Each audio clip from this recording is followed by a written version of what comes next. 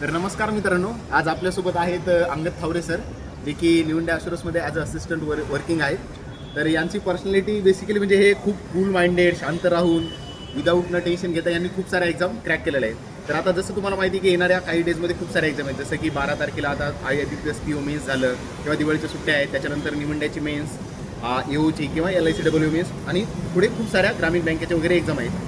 तर ह्या एक्झाममध्ये आता खूप मिक्स वगैरे झालेले. तर ह्या शेवटच्या दिवसामध्ये मेन्स झाली 5-3-4 दिवसामध्ये किंवा येणारे निवंड्या EO ह्या सुट्ट्याच्या दिवसामध्ये कूल वगैरे कसं राहायला पाहिजे, म्हणजे स्मार्ट स्टडी शांत राहून वगैरे त्याच्यामुळे कसा वगैरे तुम्ही अभ्यास करायला पाहिजे हे आपण जाणून घेऊया अंगद सरांकडून. तर कुठल्याही एक्झाममध्ये शेवटचे दिवसच फार महत्त्वाचे असतात. बऱ्याच वेळा असं होतं की आपण मागच्या 2 वर्ष चांगला अभ्यास करतो, शेवटच्या 8 दिवसामुळेच आपला आजारी वगैरे पडतो, माइंड फ्रेश राहत नाही, त्यामुळे आपला रिझल्ट होतो. एक्झाम झाल्यानंतर बऱ्याचशा विद्यार्थ्यांचे आपण एक्झाम्पल पाहतो की यार माझा सगळा अभ्यास होता रे, मी ऐनवेळी एक्झाममध्ये गोळ केला, माझ्या डोक्यामध्ये दुसरेच विचार चालू होते, फ्रेश नाही राहिलो. तर 2 वर्ष 3 वर्ष 5 वर्ष केलेला अभ्यास आपल्याला तासामध्ये 2 तासामध्ये 4 तासामध्ये दाखवायचा बरोबर. त्यामुळे एकदम आनंदी राहा. या दिवसात नवीन काय अभ्यास करू नका. जे केलं त्याचे मॅक्झिमम रिव्हिजन करा. 1 महिना याचा कमी करा, पण जेवढे मंथ केले त्याचे मॅक्झिमम रिव्हिजन करा.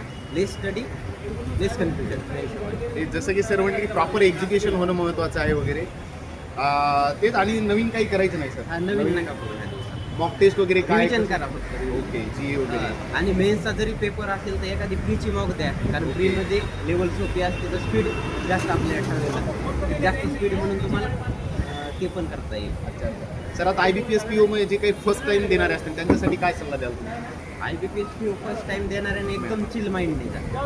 असं जा की हा निगेटिव्ह विचार नाही, पण असं जा की सिलेक्शन होईल नाही तर नाही.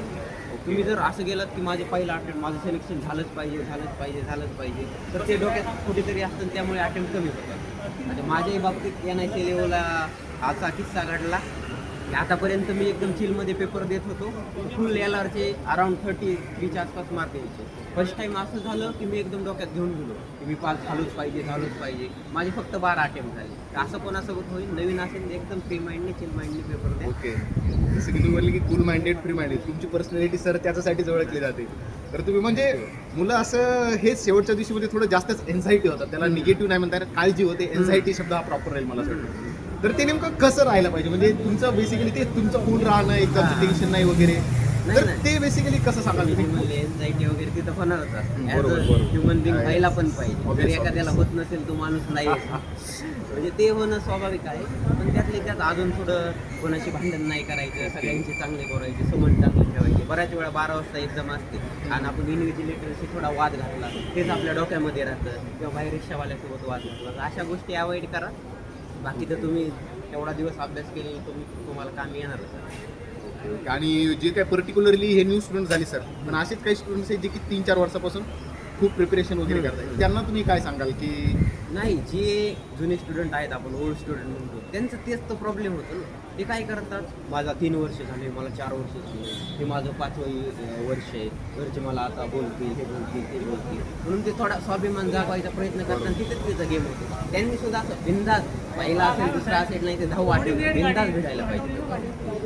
ओके. आणि आता सर बऱ्याचशा म्हणजे पुढे खूप साऱ्या मिक्स एक्झाम आहेत, 2-3 मेन्स झालं किंवा सुट्ट्या पण आहे दिवाळीच्या वगैरे, म्हणजे अभ्यास 2-3 एक्झामचा मिक्स अभ्यास किंवा हे सुट्ट्या ह्यांचं म्हणजे कसं नियोजन करायला असेल पाहिजे पुढचा 1 महिना? सुट्ट्या ज्या आहेत, दिवाळीसारखा मोठा सण आहे, सुट्ट्यामध्ये जायलाही पाहिजे. फक्त जास्त दिवस जाऊ नका, 1-2 दिवस जा, एन्जॉय करा. बऱ्याच वेळा असं होतं की आपण अभ्यासामुळे सुट्ट्याला जात नाही आणि नंतर परत आपल्या ते मनात येते, यार दिवाळीसारखा मोठा सण आहे, आपण गेलो नाही म्हणजे ते पण डोक्यात राहतं का म्हणून. तर दिवाळी मोठा सण आहे, 2-3 दिवस जा, नंतर आपल्या बॅक टू वर्क तुम्ही सुट्टीला लागा. आणि जसं 3-4 एक्झाम कंबाईन आहेत मेन्स, तर पर्टिक्युलरली एकच एक्झाम टार्गेट करायला पाहिजे का कंबाईनली कसा अभ्यास करायला पाहिजे? कारण खूप जणांच्या सगळ्याच एक्झामची 2 कॅटेगरी असतात. एक तर for example RBI assistant, NICL assistant, IBPS clerk, SBI clerk, category बरोबर. बाकी SBI PO, NICL, LICW याला दुसऱ्या कॅटेगरी.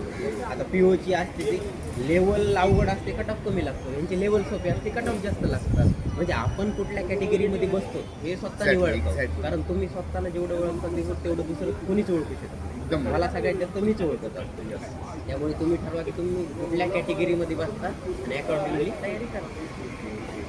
तर जसं की तुम्ही पाहू शकता की सरांनी एकदम व्यवस्थित सांगितलेलं आहे तर शेवटच्या दिवसामध्ये हे छान छान रिवाईज करा, हॅप्पी राहा, माइंडसेट व्यवस्थित ठेवा, हेच खूप महत्त्वाचं असतं, कारण तुमचं एक्झाममध्ये इम्प्लिमेंटेशन होणं फार महत्त्वाचं आहे.